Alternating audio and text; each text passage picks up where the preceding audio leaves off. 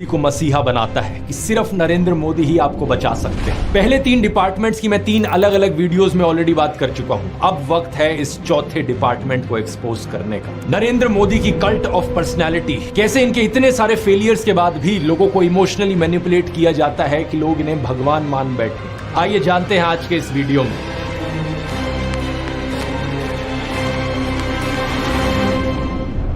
जून 2013 की बात है दोस्तों। राइटर नीलांजन मुखोपाध्याय ने एक किताब लिखी नरेंद्र मोदी के ऊपर।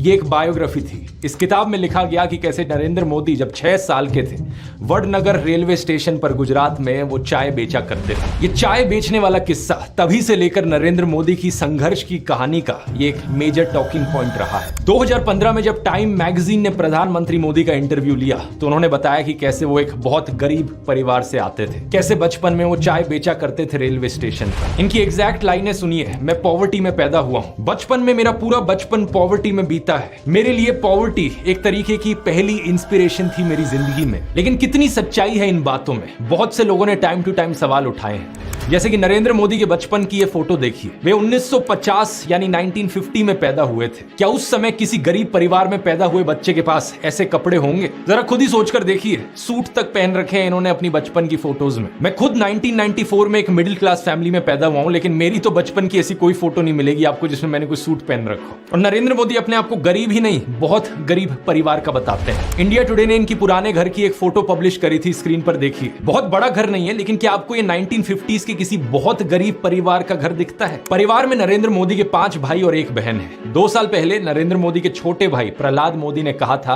कि उन 5 भाइयों में से जिसका नंबर लगता था वो मदद करने चले जाता था। उनके पिता ने पूरी जिंदगी चाय बेची, उन 5 भाइयों और 1 बहन को बड़ा किया।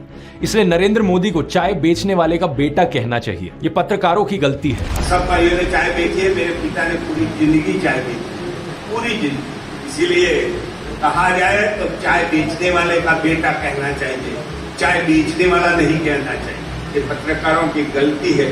2014 में कांग्रेस नेता अहमद पटेल ने कहा था कि नरेंद्र मोदी कभी चाय वाला नहीं थे।